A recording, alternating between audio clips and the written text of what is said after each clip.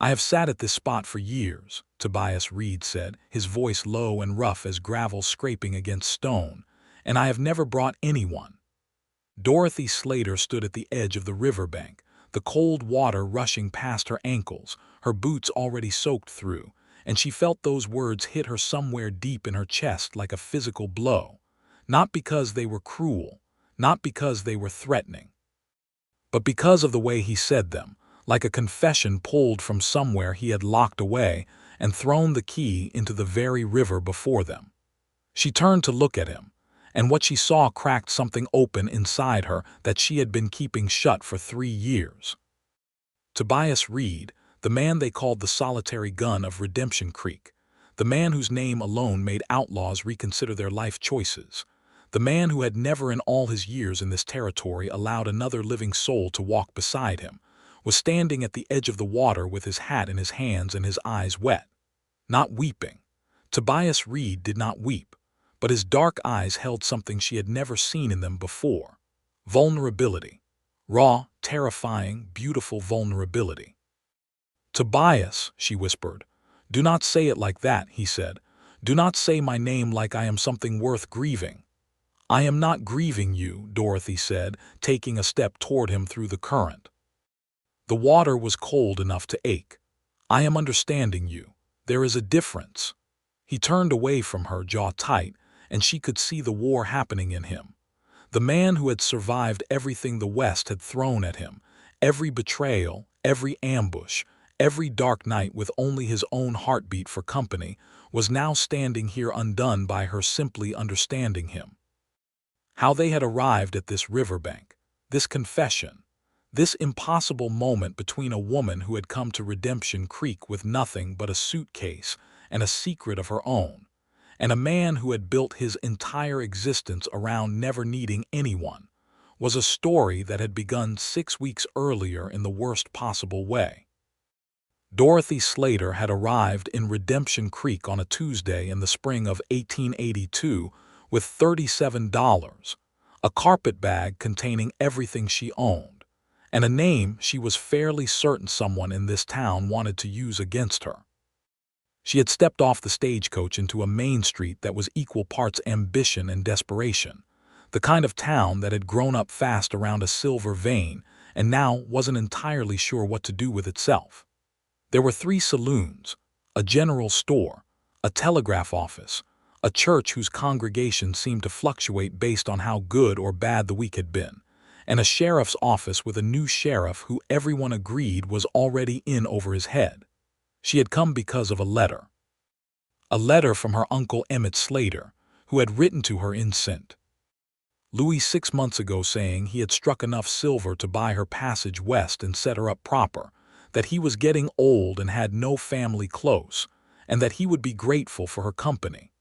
Dorothy had packed up her life in St. Louis, which had not amounted to much after Marcus Vane had taken her savings and her trust in her 2 best years, and she had come west.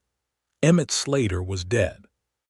She learned this approximately 4 minutes after stepping off the stagecoach, from a heavy-set woman named Hattie Drummond who ran the boarding house, and who delivered devastating news with the same matter-of-fact energy she applied to everything else. "Your uncle passed 3 weeks back," Hattie told her, carrying one of Dorothy's bags up the boarding house steps without being asked. "Fell down the mine shaft on his own property. Sheriff Colt ruled it an accident, but plenty of folk around here don't believe that. Your uncle had silver and he had enemies, and those 2 things together in this territory never end well." Dorothy had stood in the small, clean room Hattie showed her to and looked at herself in the small, clean mirror above the washstand, and she had thought very clearly and calmly. "I have no money, no family, and no plan, and I am standing in a town where someone may have already killed for the very thing my dead uncle wanted to give me." She had not cried. She had sat on the edge of the bed, taken several very slow breaths, and begun thinking.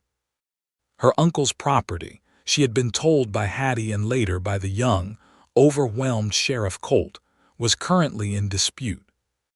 A man named Harlan Voss had produced documents suggesting that Emmett Slater had signed over a portion of his claim before his death, but 3 other men in town insisted the documents were forgeries. The silver was still there. The claim was worth a great deal of money.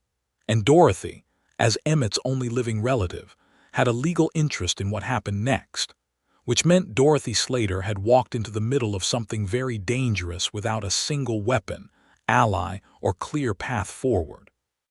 She had met Tobias Reed on her 3rd day in Redemption Creek, and it had not gone well.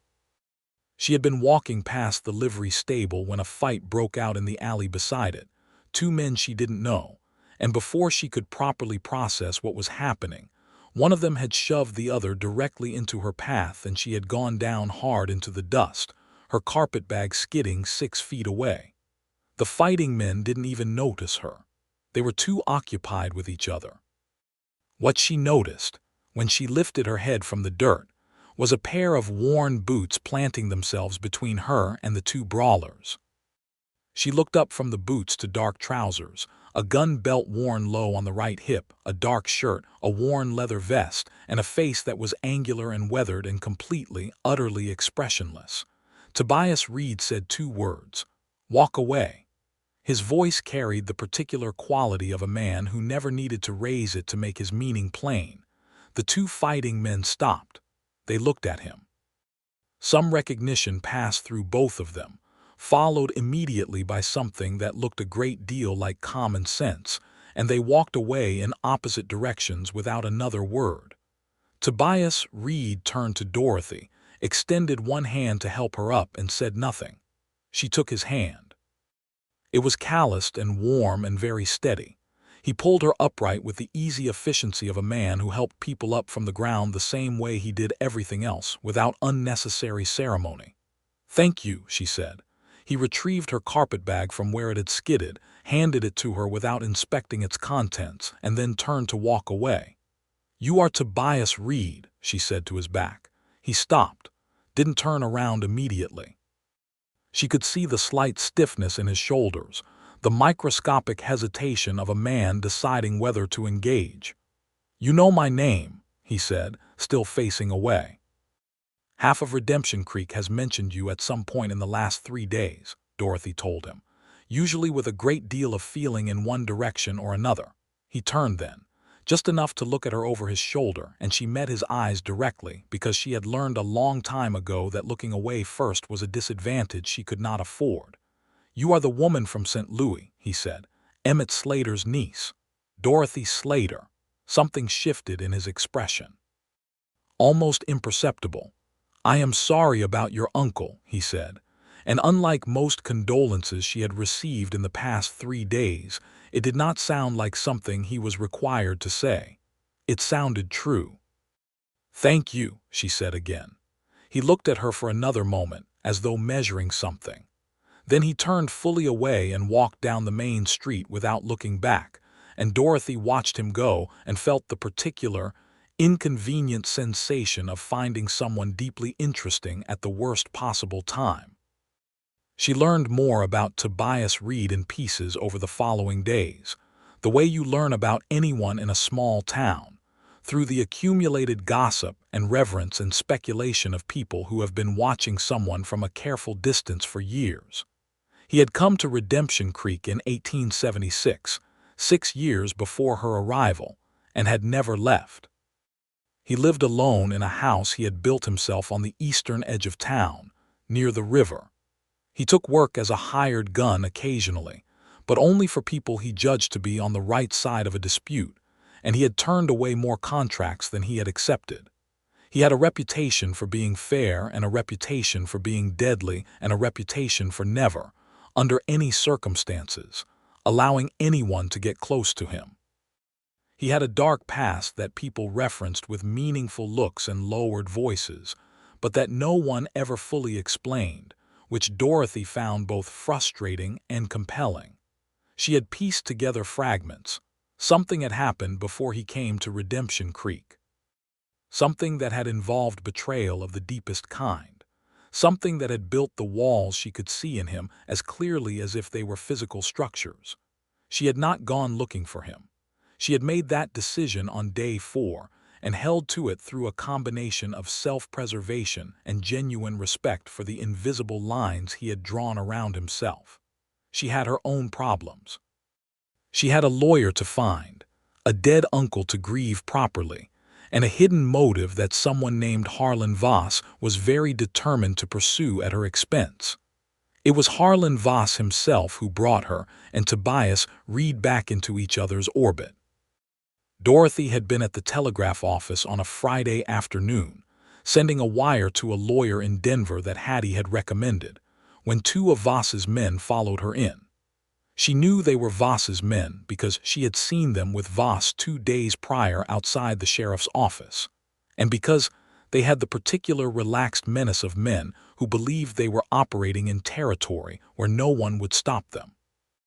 The older one, who had a red scar running from his left ear to his jaw, leaned against the counter beside her and said quietly, "Mr. Voss would like you to come have a conversation, Miss Slater. He's got some papers he'd like you to look at." "Can look at papers right here in town," Dorothy said, and was very proud of how level her voice came out. "Tell Mr. Voss to bring them to the sheriff's office." "That's not exactly how Mr. Voss does things," the man said. "Then Mr. Voss and I are going to have a difficult time understanding each other," Dorothy said, and sent her wire, folded her change into her pocket, and turned to leave. The second man moved to block the door. Dorothy stopped, looked at him, looked back at the first man, weighed her options, which were extremely limited, and felt the cold, specific fear of being trapped somewhere small with men who had decided she was an obstacle rather than a person. The door of the telegraph office opened from the outside. Tobias Reed stepped in. He did not appear surprised to find two men in positions that were very clearly threatening. He looked at the scene with those steady dark eyes and seemed to perform some rapid calculation, and then he looked at Dorothy and said very calmly, "Are you all right?" "Fine," she said, "although these gentlemen were just leaving." Tobias Reed looked at the man by the door. The man looked back at him. A long moment passed in which a great deal was communicated with no words at all, and then both of Voss's men stepped back, reoriented themselves, and left the telegraph office with the careful dignity of men pretending they had intended to leave anyway. Dorothy let out a slow breath. "That is going to keep happening," Tobias said. It was not a question. "Probably," she agreed. He was quiet for a moment. She could feel him thinking, feel him running whatever internal calculation he ran before every decision, weighing the cost of involvement against whatever principle in him made turning away difficult. "I knew your uncle," he said finally. This surprised her. "You did? He was a decent man." "Better than most of what comes through this territory." He paused. "Harlan Voss is not a decent man, and those documents he is claiming Emmett signed are false. I know because I knew your uncle's signature, and I have seen what Voss is presenting, and they do not match." Dorothy stared at him. "You could testify to that." "I could," he said, careful, not committing. "Will you?" she asked, and held his gaze and waited. The pause was long enough that she began to think he would say no. Then he said, "Walk with me," and turned and went out the door. She followed him. She was not entirely sure why, except that something in the quality of his attention felt like the most honest thing she had encountered since arriving in Redemption Creek. He walked her out of the main street, down a side lane, past the edge of town, where the buildings gave way to open land, and she realized after a few minutes that they were heading toward the river. The Redemption River ran along the eastern boundary of the town, not wide but steady and clear, and the sound of it reached them before the sight of it did. He led her to a flat-topped boulder on the near bank, surrounded by a stand of cottonwood trees whose leaves were just beginning to come in with the spring. He sat down on the boulder with the ease of long familiarity, and she sat beside him, leaving a careful distance between them, and looked at the water. "I have sat at this spot," he said after a long silence, "for years." She waited. "I come here when I need to think," he said, "or when I need to not think. It is, in my experience, the most honest place in this county." "Why honest?" she asked. "The river does not pretend," he said simply. "It goes where it goes. It does not apologize for obstacles or for the damage it leaves when it floods.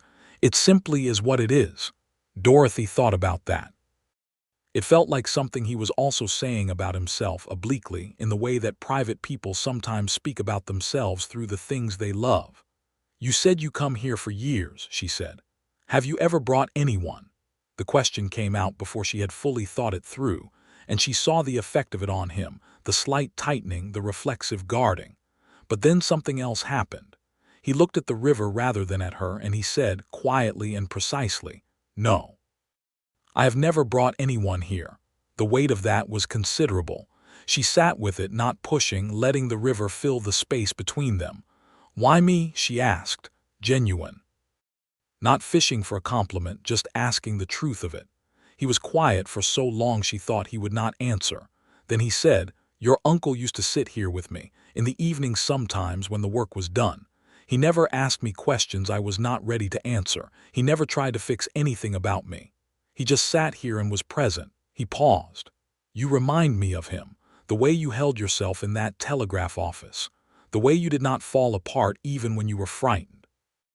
Emmett was like that. Dorothy felt the grief move through her, not sharp but deep, the kind that comes with truly understanding what you have lost. "I did not know him well," she admitted. "We had not been close. He was my father's brother, and my father died when I was 12 and we lost touch. But his letter found me at the right time." "The right time," Tobias repeated. "I needed to leave St. Louis," she said. And she left it there because she was not ready to talk about Marcus Vane and what he had cost her, and she suspected Tobias Reed of all people would understand the wisdom of leaving certain things unsaid until they could be said properly. He nodded, did not press. And they sat there by the river in a silence that had become, somehow, comfortable. She understood something in that moment that she had not understood before. Tobias Reed was not cold. He was not unfeeling. He was simply someone who had been burned so badly by closeness that he had built a deliberate distance between himself and the world as a survival mechanism. And that distance looked like coldness from the outside, but was actually something much more complex and much sadder. She did not say any of this. She filed it away in the careful inner catalog she kept of things that mattered. What happened next came not from either of them choosing anything romantic, but from Harlan Voss deciding to escalate. The following week, Voss moved against Dorothy's claim publicly. He filed papers with the county land office in Marston, 30 miles away, claiming that Emmett Slater's entire mine operation had been transferred to Voss Mining Company through a contract signed in January of 1882, 2 months before Emmett's death. He did this with confidence, which told Dorothy he believed his forged documents were convincing enough to withstand scrutiny, or that he believed he had enough influence over the land office that scrutiny wouldn't matter. He also told 3 people in the saloon, in front of witnesses, that Dorothy Slater should consider returning to St. Louis while she still had the option. Sheriff Colt, young and earnest and genuinely trying, came to tell Dorothy about it himself.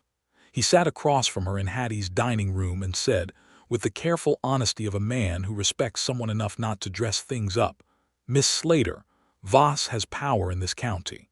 His mine brings in more revenue than anything else operating here.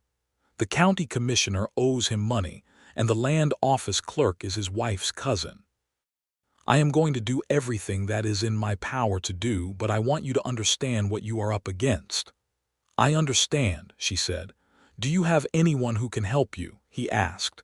She thought about the river, about the silence that had become comfortable, about Tobias Reed, who had known her uncle's signature and had told her the documents were false. "I might," she said. She went to find Tobias Reed. It was not easy. He was not a man who could be found by wandering his usual haunts, because his usual haunts were limited to the river and his own property and the general store, and he seemed to visit all of these at hours that defied any predictable pattern. She left a note with the storekeeper, a weathered man named Abel who seemed to know everyone in town with the peaceful omniscience of someone who had watched them all for years. "He will get it," Abel told her. "He comes in Tuesdays and Fridays." It was Wednesday. She had to wait. Waiting was its own kind of torture when you were sitting in the middle of someone's trap and the walls were slowly closing. She used the time well. She wrote another wire to the Denver lawyer, a man named Hargrove, detailing what she knew about the documents Voss had filed. She spoke to 3 men who had been friends of Emmett's, who all confirmed what she had suspected.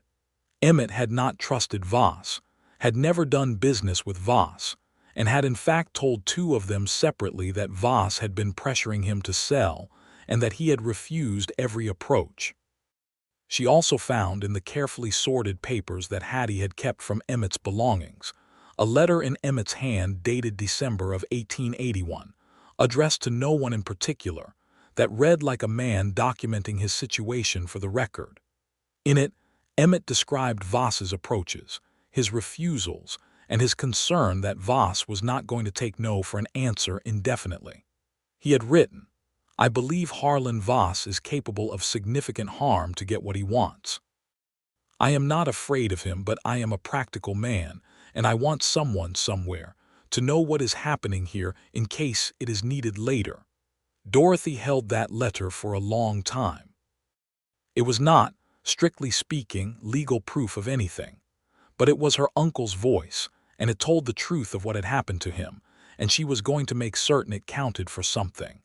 Tobias Reed came to the boarding house on Thursday, not Friday. Thursday evening, just as the light was going orange and the sounds of the town were settling from the bustle of late afternoon into the quieter business of early evening. Hattie showed him into the small parlor, and Dorothy came downstairs to find him standing with his hat in his hands, looking at the room without quite looking at anything in it, in the way of a man who is not comfortable indoors but is being polite about it. "I got your note," he said. "Thank you for coming," she said. He sat when she indicated the chair, though he sat on the edge of it like a man prepared to stand again at any moment. She sat across from him and put Emmett's letter on the table between them. He read it without touching it. When he was done, he sat back slightly and was quiet. "I need help," Dorothy said, because she was not a woman who dressed things up when straightforwardness was more efficient. "I cannot fight Voss alone. I have a lawyer coming from Denver, but that will take time and Voss is moving quickly. I need someone who knows this territory and who Voss cannot easily threaten or buy." "You think that is me," Tobias said.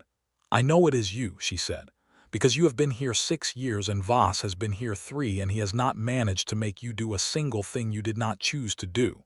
Something moved in his expression, not quite a smile, the precursor to one maybe. "Most people do not say things like that to me directly. Most people are not in the position I am in," Dorothy said.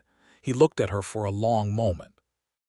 Then he picked up Emmett's letter, read it again properly this time, and set it back on the table.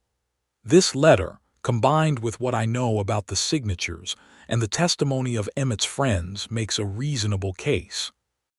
A lawyer from Denver will be able to do something with it if he is worth anything." He paused. "The problem is the timeline. Voss has filed with the county land office, and if they rule in his favor before Hargrove gets here, reversing it becomes much harder. How long do we have? The land office is required to wait 20 days for a formal response before they can rule. Your note arrived Sunday. That means Voss filed earlier in the week, let's say Monday or Tuesday. That gives us roughly 2 weeks. Hargrove can be here in 10 days if the wire goes through today," Dorothy said.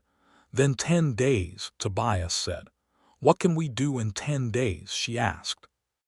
He was quiet again, thinking in that particular focused way of his where you could almost feel the precision of it. "We need to make Voss uncertain. Right now he believes he has won this. A man who believes he has won stops being careful. If we can make him feel the ground shift under him, he will make mistakes." "How do we make the ground shift?" "By being visible," Tobias said. "By you not leaving. By you being seen taking active steps. And by making it known that there is a witness to the signature forgery who is prepared to speak on record." He paused. "That is where I become visible." Dorothy looked at him steadily. She understood what that cost him, or was beginning to. A man who had built his entire existence around keeping a careful distance, around being available but not entangled, around never becoming a target through someone else's conflict, was offering to put himself squarely in the middle of a fight that was not his. Because of Emmett, because of justice, and perhaps, she thought, though she kept this thought very quiet, because of her. "I cannot ask you to put yourself at risk," she said. "You did not ask," he said. "I am choosing." The distinction, she understood immediately, was everything to him. They spent the next several days in a careful, tactical partnership that required them to spend a great deal of time together in a way that neither of them had entirely planned for. Tobias introduced her to people she needed to know, not with fanfare, but with the quiet authority of a man whose endorsement meant something. He took her to speak with the three witnesses to Emmett's character, guiding the conversations with a few well-placed questions when they stalled. He rode with her to meet Emmett's mine foreman, a solid man named Peter Garland, who had been with Emmett from the beginning, and who had his own observations about Voss's behavior in the months before Emmett's death. It was in these days of working alongside him that Dorothy began to understand Tobias Reed not as a legend or a reputation or a mystery, but as a person. She saw how carefully he listened, how rarely he spoke when listening would serve better, how precise his words were when he did speak, how his fairness operated not as a performance, but as a genuine internal standard that he applied to everything without exception. She also saw, in small moments that he did not seem to intend her to notice, the loneliness in him. The way he sometimes paused at the edge of a gathering and looked at it from the outside before deciding whether to enter. The way he handled Emmett's belongings when Peter Garland showed them some of the older man's tools and personal effects, with a gentleness that contradicted everything the stories said about him. The way he occasionally looked at her when he thought she wasn't paying attention, with an expression that was not yet anything named but was clearly something. She noticed. She did not say anything. She was not going to be the first to name something that was barely in existence yet, and that could be frightened away by naming too soon. On the fifth day, Voss made his move. It was not subtle. 3 of his men came to the boarding house after dark, when Dorothy was already in her room, and they made enough noise in the street outside that Hattie came to get her with the expression of a woman who has seen this kind of thing before and is very tired of it. "They are saying you should be packed and ready to leave on the morning stage," Hattie reported, flat and unimpressed. "They have a message from Voss. He says he is willing to give you $500 to walk away from the claim and go back east." $500. It was a meaningful amount of money, and the fact that Voss had offered it told Dorothy something important. He was not as certain of his forged documents as he wanted her to believe. Men who were completely confident did not pay people to go away. They waited and let the law work in their favor. "Tell them no," Dorothy said. Hattie smiled, a small, satisfied thing. "I already did," she said. "I used different words." Dorothy went to the window of her room and looked down into the dark street. The 3 men were still there, conferring. She watched them. Her hands were steady, which surprised her because her heart was not particularly steady at all. She heard hoofbeats. One rider, coming from the direction of the eastern part of town. She watched Tobias Reed ride into the circle of lamplight from the saloon across the street, bring his horse to an easy stop, and look down at the 3 men with the particular quality of attention that made people reconsider their current course of action. She had not sent for him. She did not know how he had known to come. Later, she would learn that Abel from the general store had seen the men heading toward the boarding house and had sent his boy to let Tobias know. Small towns had their own systems of communication that operated faster and more reliably than the telegraph when they needed to. The conversation between Tobias and Voss's men was brief and quiet enough that Dorothy could not hear it from her window, but the 3 men left. They went back toward the saloon, and Tobias sat on his horse for another few minutes, looking up and down the empty street, and then he looked up at her window. She was not sure he could see her in the dark, but she had the feeling he knew she was there. She lifted her hand, a small gesture, acknowledgement. He touched the brim of his hat, turned his horse, and rode back into the dark. She stood at the window for a long time after, the river breeze coming in through the gaps in the frame, and felt something she had not expected to feel in this town or perhaps in her life for a very long time. Safe. The next morning he came to the boarding house for breakfast. Hattie showed him in without ceremony, which told Dorothy that Hattie had opinions about the situation and had apparently decided to act on them. He sat across from Dorothy at the small table and they ate the meal Hattie provided, ham and corn bread and strong coffee, and talked about the case. "Voss's offer tells us he is worried," Dorothy said, which was exactly what she had concluded the night before. "Yes," Tobias agreed. He drank his coffee and set the cup down precisely. "His men also told me something interesting last night without meaning to." She waited. "When I asked them to leave, the younger one said something about how Voss didn't need any of this trouble and had enough going on with the circuit court case." He looked at her steadily. "Voss has a circuit court case I did not know about. I spent this morning finding out what it is. He is being sued by a mining partnership out of Marston for breach of contract. The case is scheduled for July. If he loses it, he loses a significant amount of his operating capital." Dorothy stared at him. "Which means he needs Emmett's silver claim to stay solvent." "Exactly. He is not acquiring it out of greed. He needs it to survive financially, which makes him considerably more dangerous." Tobias looked at the window thinking. "But it also means he cannot afford a prolonged legal fight. Every week this drags on is a week his capital bleeds. So if we can delay him until Hargrove arrives," Dorothy said. "And if Hargrove is as good as Hattie believes," Tobias said. "He will be here in 5 days," she said. Tobias nodded slowly. Then he looked at her directly and said, "Are you frightened?" The question was genuine, not patronizing, not checking whether she needed protecting. Simply asking the truth of her experience. "Yes," she said honestly, "but not in a way that stops me doing anything." Something about that answer seemed to matter to him. He held her gaze a moment longer than was strictly necessary and then looked back at his coffee, and Dorothy felt the air between them shift in a way it had not shifted before, warmer and more complicated, and she was careful not to look at it too directly for fear of disturbing it. They went to the river that afternoon. It was not planned. They had been walking back from Peter Garland's office after a meeting about the mine's production records, and the afternoon was warm with that particular spring warmth that feels like a promise, and Tobias had turned eastward almost without thinking, and she had simply walked with him. He led her to the flat-topped boulder among the cottonwoods. She recognized it even before they arrived, from his description, and she sat down beside him with the ease of something familiar rather than something new. They were both quiet for a while, listening to the river. The cottonwoods were making a sound in the breeze that was like soft hands patting. A red-tailed hawk turned lazy circles overhead against the blue of the sky.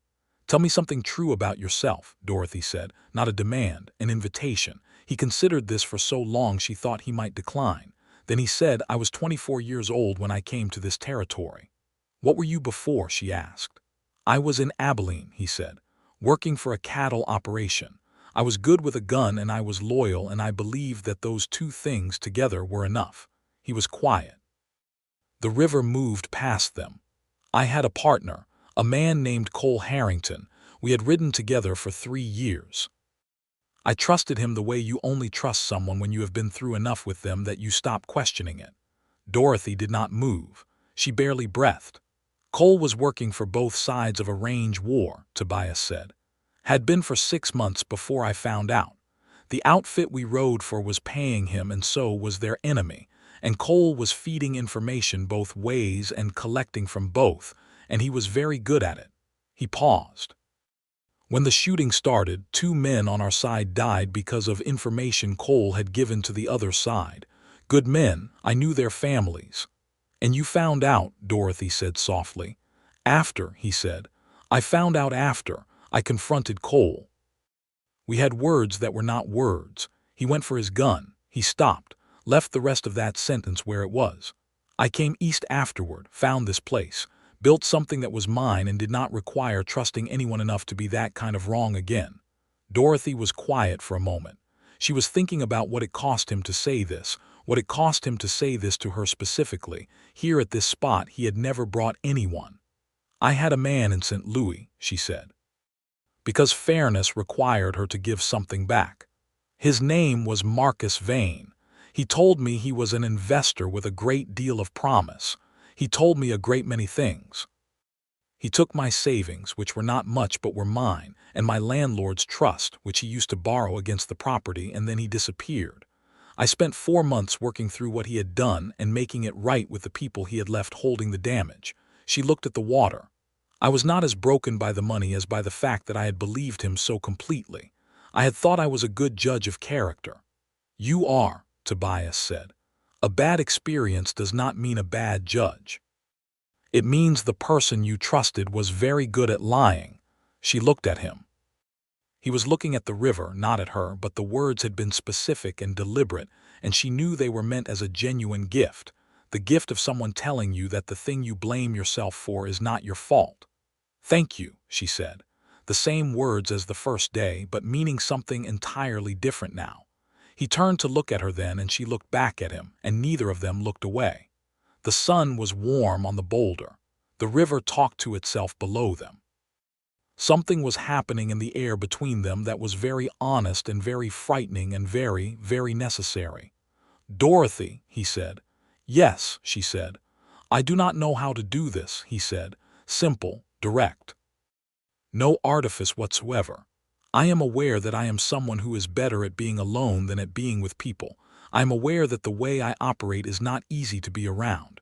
I am aware that you have your own damage and your own careful walls, and that this, whatever this is a terrible time to be starting anything." "Yes to all of that," she said. "And yet," he said. "And yet," she agreed. They sat with that for a while. The hawk overhead had been joined by a second one. The cottonwoods rustled. The river went on being honest. He reached out and put his hand on top of hers, where it rested on the boulder between them. His hand was warm and calloused and very steady, just as it had been when he pulled her up from the dust on her 3rd day in town. She turned her palm upward and his fingers closed around hers, and they sat like that, holding on, watching the river. It was not a kiss. It was not a declaration. It was two people who had both been hurt in the specific way that comes from trusting the wrong person, making a very small and very deliberate choice to trust again. It felt, to Dorothy, like the most courageous thing she had witnessed in a very long time, including everything she had done herself. The days that followed had a different quality to them, changed in a way that was not visible from the outside, but that Dorothy felt in every conversation, every moment of working side by side, every time their hands were briefly close, and one of them found a reason not to pull away. They were careful with each other, deliberate. They both understood, without discussing it, that what was growing between them needed room and patience, and the right conditions, that rushing it would be a kind of violence against something fragile and important. They were also, simultaneously, dealing with Harlan Voss, which kept things grounded in an extremely practical kind of urgency.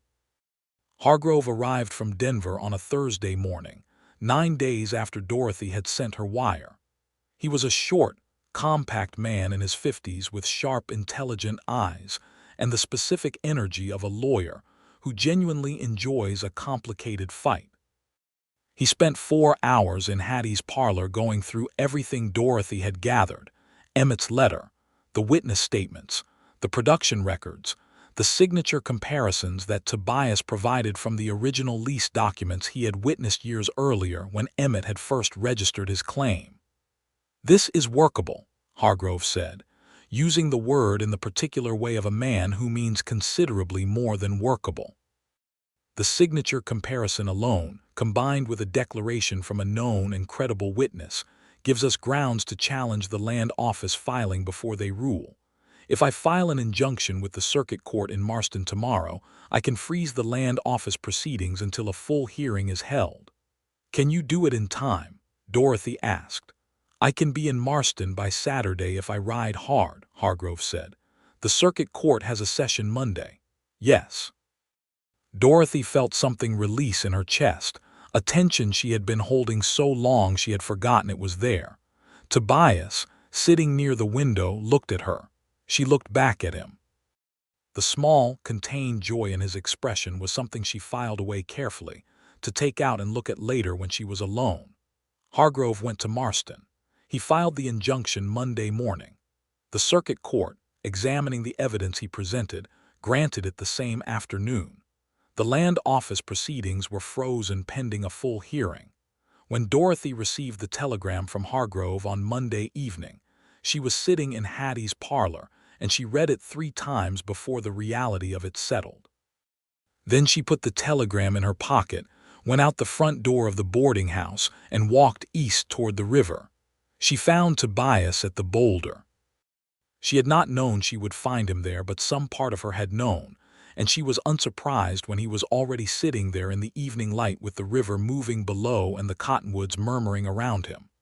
She sat down beside him and put the telegram in his hand. He read it, set it on the boulder between them, said nothing, which was his way of saying everything. She put her head on his shoulder, just that, a small, deliberate thing. She felt him go very still for a moment, the way a man goes still when something he didn't know he was waiting for suddenly arrives, and then he slowly let out a breath and the stiffness left him, and she felt his arm come around her, cautious and then sure. They sat like that until the sun was gone and the stars were beginning their patient work. "I owe you a great deal," she said into the comfortable dark. "You owe me nothing," he said. "I chose this." "I know," she said. "That is what I owe you for." The choice? He was quiet for a moment, then he said, "Dorothy, yes, I would like to court you properly," he said, "if that is something you would want. I am aware that the timing is complicated and that you do not yet know what your plans are for after the hearing, but I would like you to know that I am asking." She lifted her head from his shoulder to look at him in the starlight. His face was serious and careful and thoroughly, heartbreakingly earnest, and she thought that this was the bravest thing she had seen him do, braver than anything that involved guns or outlaws or forged documents. "Yes," she said, "I would like that very much." He nodded. "Once." And something in his face settled into a peace that she had not seen there before. They walked back into town together.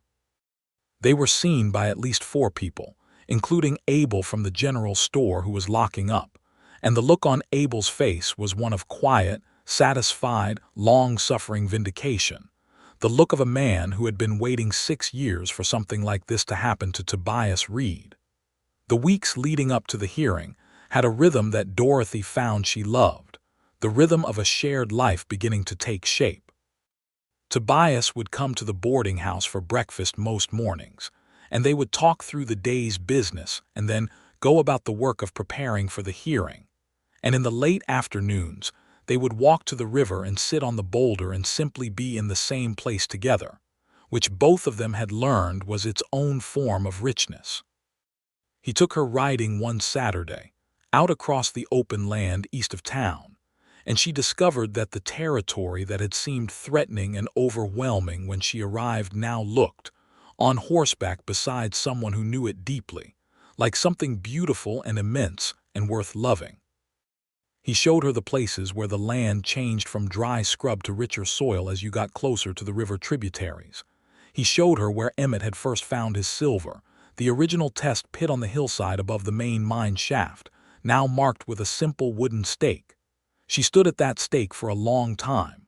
Tobias stood a few paces back and gave her the space to be with her uncle's presence in that place. He was proud of this, she said. "Very," Tobias said. He talked about what he was going to leave behind, not wealth specifically, more the idea of something built that would last. Dorothy nodded. She would make sure it lasted. That was a promise she made to the stake, and the hillside, and the sky, and the ghost of a man she had not known well enough, and was only now coming to know through the way he had touched the people around him. The hearing was scheduled for a Monday in late May, 6 weeks after Dorothy had arrived in Redemption Creek. She and Hargrove and Tobias rode to Marston together on the Sunday, taking rooms at the hotel there, and Dorothy lay awake on Sunday night not with fear, but with a clear, focused attention to what tomorrow needed to be. The circuit court was presided over by Judge Arthur Blanchard, a tall, precise man in his 60s, who had a reputation for fairness that operated entirely independently of who was paying for what in the surrounding county.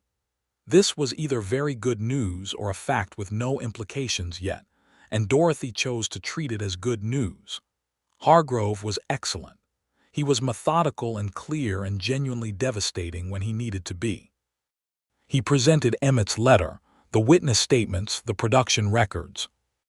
He called Tobias to the stand as a witness to the signatures, and Tobias spoke with a directness and precision that the judge clearly found credible, answering questions with exactly as much information as was asked for and not one syllable more.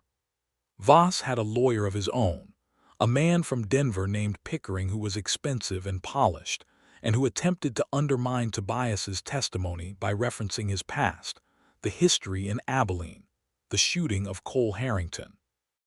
Tobias sat on the stand through this with complete composure, not defensive, not angry, simply present. When Pickering finished, Hargrove stood up. "Mr. Reed," Hargrove said, "the events Mr. Pickering has described occurred in Abilene, Kansas in 1876. Is that correct?" "Yes," Tobias said, "and the circuit court in Abilene found no wrongdoing on your part." "That is correct. And in the 6 years since you have resided in Redemption Creek, has any court, sheriff, or authority found you guilty of any wrongdoing?" "No." "Thank you," Hargrove said and sat down. Judge Blanchard ruled 3 hours after the hearing concluded. He found that the documents Voss had filed with the land office were inconsistent with all known examples of Emmett Slater's signature, a conclusion supported by the testimony of a credible witness, and by the opinion of a handwriting examiner Hargrove had quietly arranged to be present. He found that the weight of evidence supported Dorothy Slater as the rightful heir to Emmett Slater's estate, including the mining claim. He ordered the land office to record the claim in Dorothy's name. He also, in the last paragraph of his ruling, noted that the circumstances surrounding Emmett Slater's death warranted further examination by the county sheriff, and he sent a copy of his ruling to the county sheriff's office with a letter to that effect. Harlan Voss, sitting at the defendant's table, went very still when the ruling was read. Then he stood up, very carefully, and walked out of the courtroom without saying anything. His lawyer gathered his papers. The doors closed behind them. Dorothy sat in the plaintiff's chair and breathed. Hargrove shook her hand and told her the written order would be processed within the week. She thanked him with genuine warmth. Then she turned around and looked at Tobias, who was standing at the back of the courtroom with his hat in his hands, and the look on his face was something she was going to carry for the rest of her life. They did not say much on the ride back to Redemption Creek. The land was the same land it had been that morning, the same scrub and sky and the thread of the river appearing and disappearing in the distance. But it felt different. Everything felt different when the thread is gone and you have time to look at what is actually in front of you. It was near evening when they got back to town. The light was golden and long. People they passed called out congratulations because small towns know things faster than news can travel. They went to the river.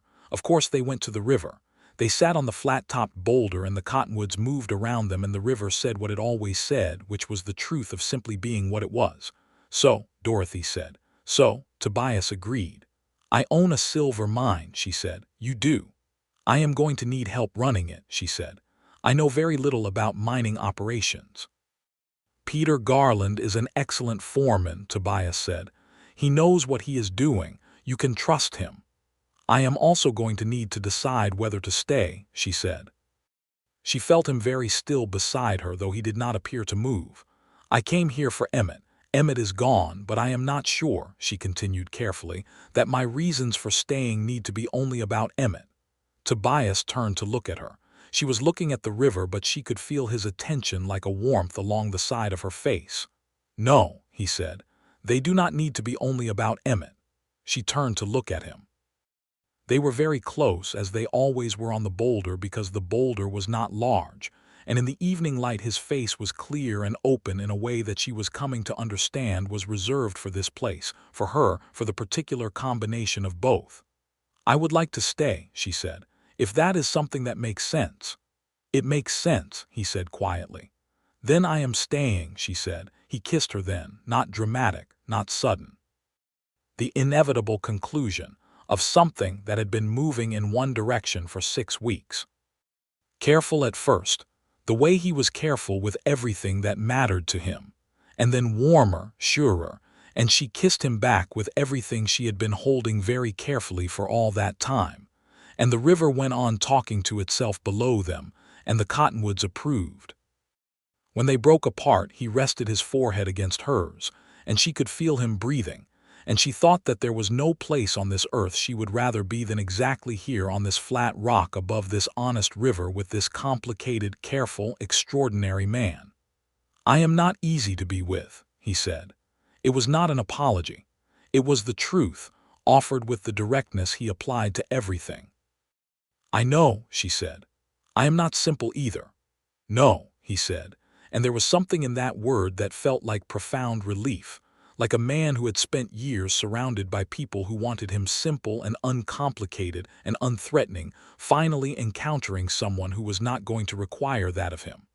They walked back into town together as the stars came out and the lamplights came on in the buildings along the main street.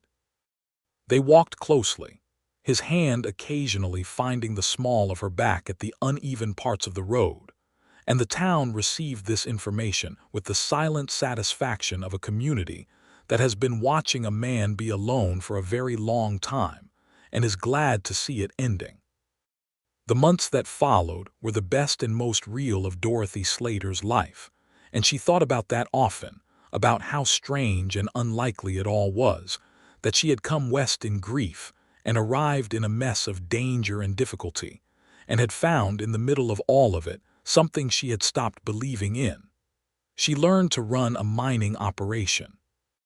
It was complicated and demanding, and she threw herself into it with the same focused energy she had applied to surviving every difficult thing before it. Peter Garland was patient and honest and became someone she trusted completely, and between them they ran Emmett's mine well. The silver was good. The operation was solid. She was not wealthy by the standards of the territory's larger operators, but she was self-sufficient in a way that felt, after the years of instability in St. Louis, like something close to revolutionary. She also learned Tobias Reed. Not all of him, not quickly, but in the slow accumulated way of people who are committed to the actual work of knowing someone rather than the easier business of simply having them around. She learned that he woke before dawn every day without fail, and that the first hour of his morning was sacred to him, and that respecting it was important. She learned that he was quietly, specifically generous, not with grand gestures but in the way he noticed things and addressed them without being asked, the way he showed up. She learned that he had a dry, precise humor that only emerged when he was comfortable, and that when it emerged it was genuinely funny. He learned her, too. She could see it happening. He paid the kind of attention to her that most people never received from anyone, the specific, careful attention of a man who had chosen to know someone and was doing it properly. He noticed when she was troubled before she said anything. He remembered everything she said, not because he was performing attentiveness, but because he was genuinely interested. He gave her the gift of taking her seriously in every dimension. They had an understanding about their individual needs for space and quiet, understanding that had been arrived at through an honest conversation one evening in August when Dorothy had said, "I need you to know that I sometimes need to be left alone with my thoughts, and that this means nothing bad about us." And Tobias had said, "I have needed exactly the same thing my entire life, and no one has ever said it to me first." Which made her laugh and then made her want to cry a little, and she did not entirely suppress either. There was one piece of the puzzle that had not yet resolved itself, which was Harlan Voss. Judge Blanchard's note to the county sheriff had not been ignored. The county sheriff, a more experienced man than young Sheriff Colt, had opened an investigation into Emmett Slater's death.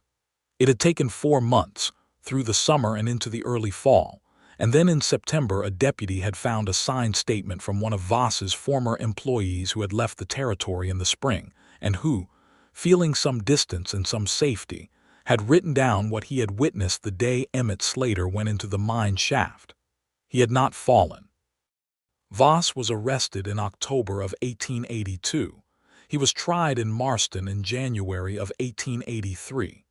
The former employee, a man named Dunning, came back to testify. 3 others came forward with information once Dunning had broken the silence. Harlan Voss was convicted and sentenced to 20 years in the federal prison in Cannon City, Colorado. Dorothy sat in the courtroom for the sentencing with her hands folded in her lap, and she felt, as the sentence was read, a settling. Not satisfaction exactly, something more complex. The knowledge that the truth had been established, that Emmett's death had been accounted for, that the man responsible was removed from the world where he could do further harm. She had wept for Emmett properly at Christmas, alone in the house she had been making her own above the mine, and that grief was still there and would always be there in some form, but it was a grief with a shape now, a grief that had been honored. Tobias had been with her in the courtroom. He sat beside her through the sentencing, and he did not say anything, which was exactly right. And when they left the courthouse, he offered her his arm and she took it. And they walked to the hotel where they had rooms, and he ordered coffee brought up, and they sat in the small sitting room and talked, really talked, about Emmett and about loss, and about the strange crooked paths that brought people to where they were. She told him that evening that she loved him. It came out naturally, in the middle of a sentence about something else, the way true things sometimes arrive.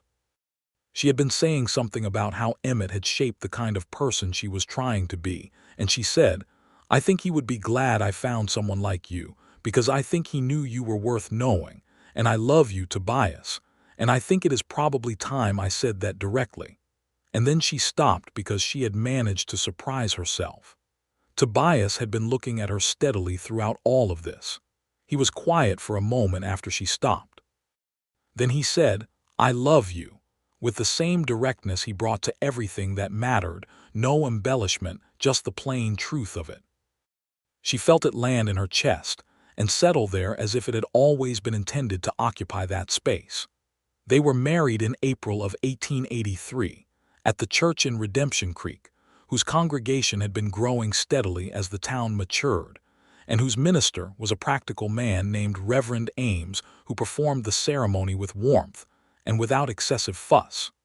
Hattie Drummond was there, and cried with the open enthusiasm of a woman who had been invested in this outcome for some time. Peter Garland was there, Sheriff Colt was there. Abel from the general store was there and wore his best coat and looked pleased with the whole proceeding in a way that suggested he had always known this was going to happen. Tobias stood at the altar and watched Dorothy walk toward him, and she saw on his face the most open expression she had ever seen there. No guard, no distance, no careful management of what he let show. Just Tobias Reed, standing in the morning light of a church in the town where he had built himself back up from nothing, watching the woman who had walked into the middle of his quiet life and changed everything, walking toward him. She took his hands when she reached him. His hands were warm and steady, exactly as they had been the first time. They spoke their vows clearly and meant every word. The spring and summer of 1883 were good months. Dorothy's mind produced well. The town of Redemption Creek continued to grow, the kind of growth that suggested it might actually persist into the next decade and beyond rather than fading when the silver ran out, because enough people had built real lives there. There was talk of a proper school. There was a new doctor, a young woman named Dr. Alicia Marsh, who had come from Philadelphia and who was very good at her work, and who received a frankly startling amount of resistance from certain quarters and a great deal of support from others, Dorothy being prominently among the supporters. Tobias had, over the course of that year, gradually become someone who could be described as part of the community rather than adjacent to it. Not gregarious, not changed in his fundamental nature, but present in a way he had not been before. He attended town meetings. He helped build the school when the lumber arrived in August. He was seen talking to people in the main street without the conversation appearing to cost him something. Dorothy watched this with a quiet joy that felt almost too large to look at directly. She found out she was expecting a child in September. She told Tobias on a Sunday afternoon at the river, at their boulder, in the way that she told him important things directly and in a place that was honest. He stared at her. She watched something move through his face that was almost too much to witness.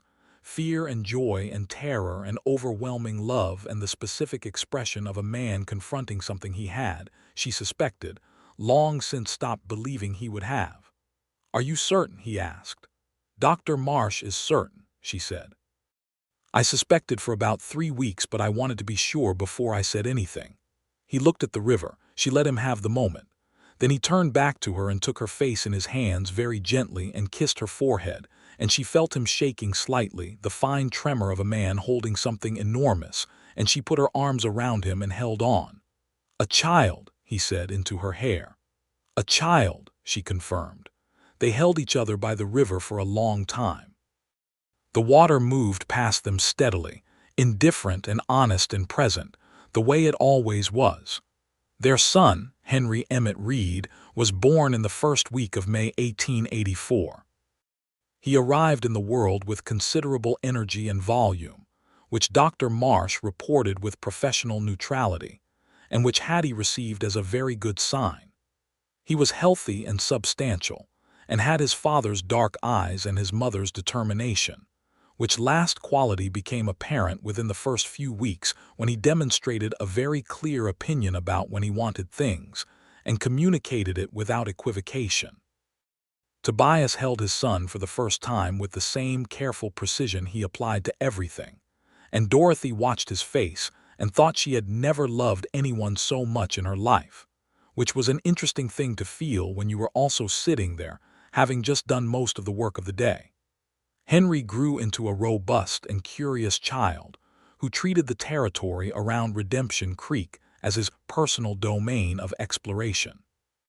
By the time he could walk steadily, he was already interested in the mine, in the horses, in every part of the working world around him, and he had the particular quality of paying close attention that he had inherited directly from his father. Tobias, for his part, discovered something about himself in fatherhood that he had not known was available to him, that the care he had always been capable of, the specific, attentive, precise care that he had for so long applied only to principle and justice and a few carefully chosen people, expanded with extraordinary ease to encompass this small, demanding, completely beloved person. He was, Dorothy thought, watching him teach Henry the names of river birds one autumn afternoon, a magnificent father, not in a sentimental way, in the actual way, the way that mattered, the patient and honest and present way. In the fall of 1885, on a Tuesday evening, Dorothy told Tobias they were expecting again. "Twice in 3 years," he said. "My mathematical skills remain strong," she told him. He laughed. He was getting better at laughing, and she never got tired of it. Their second child, a daughter they named Clara Me Reed, arrived in April of 1886 with even more efficiency than Henry had, and with a set of lungs that Dr. Marsh said were remarkable, and that Hattie said sounded like good stock, and that Henry, aged 2, received with the solemn and slightly suspicious interest of a person whose position in the household has been dramatically altered. He adjusted, as children do. Within a month, he was protective of Clara with an intensity that made Dorothy think she was watching Tobias in his earliest form, already building his sense of responsibility to the people around him. Clara was quieter than Henry, but no less strong. She observed the world with her mother's precise attention and expressed her opinions with her father's economy of words. She and Henry together were a complete natural universe, complimentary and occasionally explosive, and full of the specific joy of children who are loved well and know it.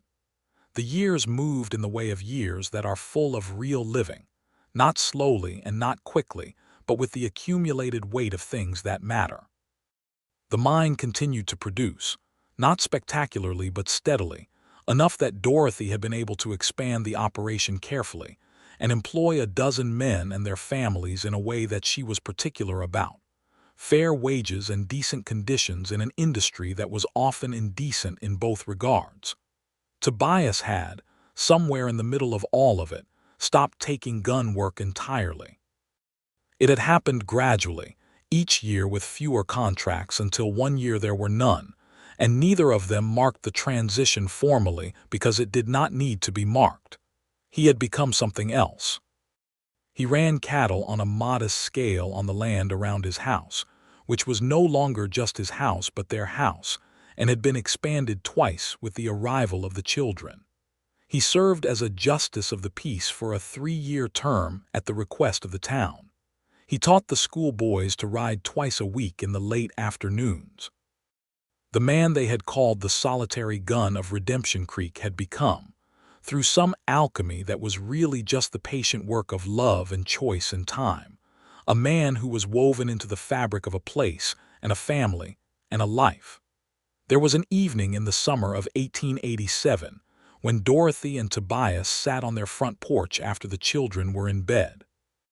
The night was warm and full of stars, and the sound of the river reached them even from this distance, that perpetual honest voice. Dorothy had her head against Tobias's shoulder and his arm was around her, and they were simply there, present in the summer night. "Do you remember the first time you brought me to the river?" she asked. "I remember everything," he said. She smiled against his shoulder. "You said you had never brought anyone there." "I had not," he said. "Why did you bring me?" she asked. She knew the answer. She had known it for years, but she wanted to hear him say it again. He was quiet for a moment in that way of his, the considering quiet, and then he said, "Because you reminded me of your uncle, and because you had not fallen apart when you were frightened, and because I looked at you and thought that here was someone who sees things as they actually are." He paused. "And because I was already in trouble even then, even that early, and I thought if I could take you somewhere honest, maybe whatever was happening between us would have a fair chance." "A fair chance," she said. "Was that what you wanted?" "I wanted a miracle," he said. "A fair chance was what I believed I could ask for." She lifted her head to look at him in the starlight.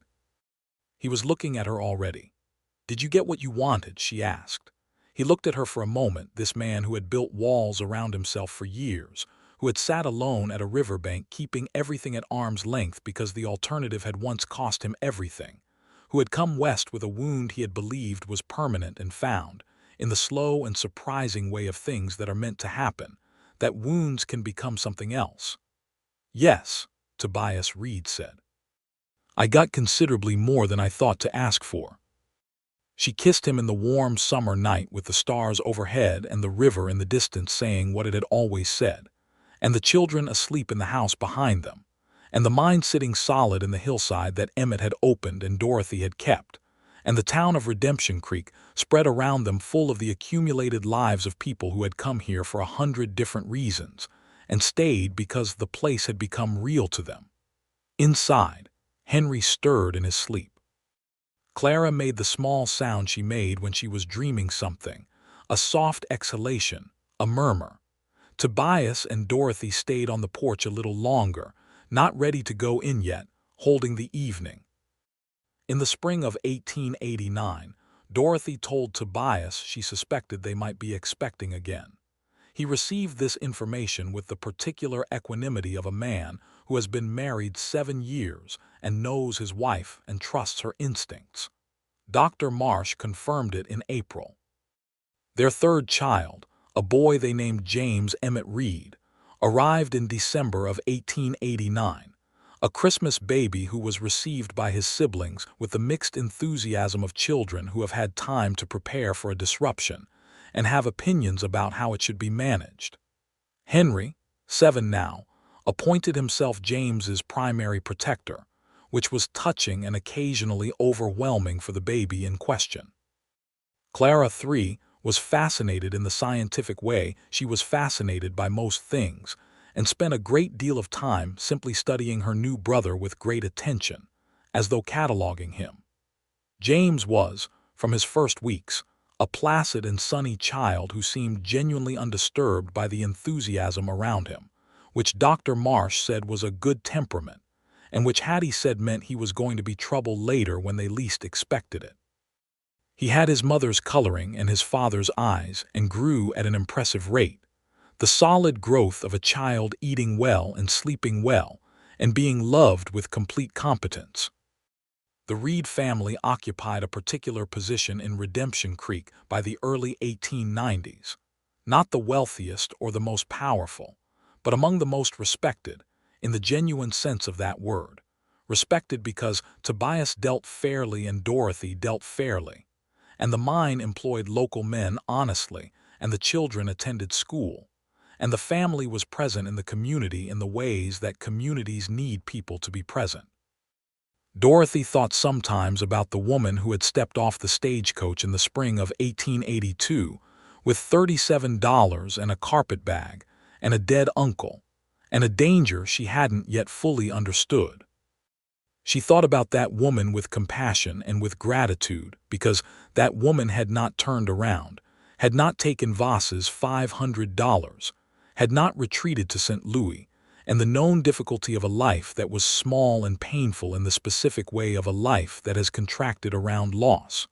She thought about how close it had all been, how easily she might have made a different choice, how the entire architecture of this life, the mine and the house and the children and Tobias most of all, hung on the fact that she had sat down on the stagecoach in St. Louis and told herself she had nothing to lose by going west.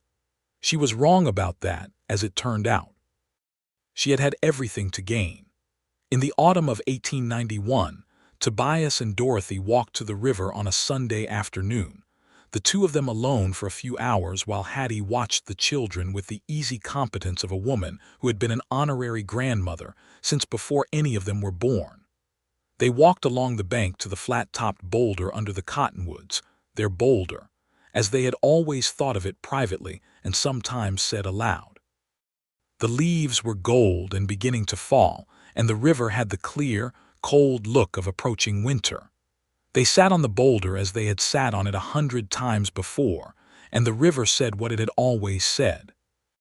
Dorothy looked at the water. She thought about everything the river had witnessed. The first afternoon she had come here, awkward and new and already half in love with a man who terrified himself by being half in love back. The evening she had put her head on his shoulder for the first time. The afternoon of joy after the circuit court ruling. The day she had told him about Henry and his hands shaking. The years of Sundays, all of it. "Tobias," she said. "Yes." "Are you happy?" she asked. Genuine. Wanting to know, he considered it properly, which was how he did everything. Not because the question was difficult, but because he believed it deserved a real answer. "Yes," he said. Then more precisely, "I am something I did not have a word for when I came here, something I did not believe was available to a person like me. I call it happy because that is the word people use, but it is larger than that. It is the experience of being exactly where I am supposed to be, with exactly who I am supposed to be with, doing the actual work of a life rather than simply enduring it." Dorothy looked at him. The afternoon light was golden on his face. There were lines there now that had not been there in 1882, the lines of weather and work and laughter and all the years between, and she found them beautiful in the specific way of things that are the visible evidence of time shared. "Yes," she said, "that is exactly it." He looked at her with those dark eyes that she had learned to read as fluently as language, that held everything he was in them once he let you close enough to see it, and she knew he was looking at her in the same way, seeing the woman he had chosen and who had chosen him, the woman who had walked into his careful solitary life and stayed, and reading everything she was in return. He took her hand. His hand was warm and calloused and steady, exactly as it had always been from the very first moment. They held on. The river moved past them, honest and perpetual, saying the only thing it had ever needed to say, "I am here, I am here, I am here." And in the cottonwoods above them, in the gold of the autumn afternoon, the leaves let go one by one into the current and were carried away downstream, and the roots held, and the tree remained, and everything that was meant to stay had stayed. Tobias and Dorothy Reed sat at the place where they had become real to each other, holding hands above the river, and the life they had built together stretched behind them and ahead, solid and particular and full of the true richness that comes not from the absence of difficulty, but from the presence of someone worth weathering it with. Behind them, back in town, Henry would be doing his lessons at Hattie's kitchen table with the serious concentration he brought to everything academic. Clara would be arranging and rearranging something, rocks or leaves or whatever the season offered, in the precise, orderly manner that was entirely her own. James, not yet 2, would be sleeping in the way of small children, with complete and trusting abandon, dreaming whatever babies dream when they are safe and warm and known. The life was ordinary and extraordinary in equal measure, as real lives are. It would continue to be both. There would be hard seasons and abundant ones, sick children and recovered children, the mind's fluctuations and the territory's changes, the slow transformation of a frontier town into something more settled and different and still itself. There would be arguments and reconciliations, and the long accumulated tenderness of people who have learned each other deeply and chosen to keep going. There would be Sunday afternoons at the river. There would be breakfast at the kitchen table. There would be the specific, daily, unspectacular miracle of 2 people who had both been hurt badly choosing to trust, and choosing again, until the choosing became a thing as natural as breathing. This was the life of Tobias and Dorothy Reed. This was the life that had begun with a woman stepping off a stagecoach with $37 and everything to prove, and a man who had been keeping himself at a careful distance from everything that could matter, and a river that had been waiting, patient and honest, for someone worth bringing to it. And it was enough. It was more than enough. It was everything.